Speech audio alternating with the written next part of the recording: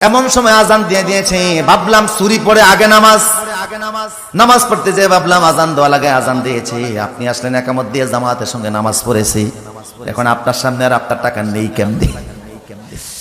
উনি বলে আমার ঘরে কি এই প্রথম আসতো না, অন্য ঘরে গিয়েছিলাম, খ্রিস্টানের ঘরে মূর্তি দেখে অমুসলিমের ঘর, সে অমুসলিমের ঘরে থেকে আমি চুরি করি নাই।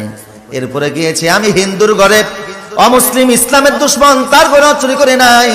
এরপরে গিয়েছি প্রতিবেশীর ঘরে, তার ঘরেও চুরি করি নাই। তারপরে আসছি আপনার ঘরে, এইভাবে করে আপনার ঘরে আইসাও তো নিতে পারলাম না। উনি বলে তুমি যাইতে পারবা না, তুমি এখানেই থাকো। তালা মাইরা নিজে নিচে গেছে, যুবকের ঘরে আটকে নিচে চলে গেছে। যে এক স্ত্রী রে, নিজের কন্যা বিবাহের উপযুক্ত হয়েছে, একটা মুত্তাকি ছেলে তালাশ করতেছিলাম। আমার তো সন্তান নাই, ছেলেও নাই, মেয়েও নাই, একমাত্র মেয়ে ছাড়া, বিশাল সম্পত্তির মালিক আমি। একটা মুত্তাকি ছেলের হাতে মেয়েটাকে তুলে দিতে চাইছিলাম, এখন সেই মুত্তাকিরে আমি উর্ফে তালা মাইরা তুই আইছি।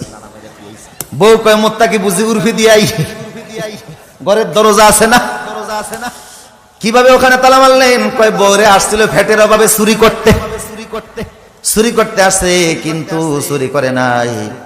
আমার মনে সুযোগ পায় নাই, সেই জন্য নিতে পারে নাই, ধরা পড়ে গেছে। আমার মনে হয় তার হাতে যদি আমার গোটা সম্পদ তুলে দেয়, তার দ্বারা তসরুফ হবে না।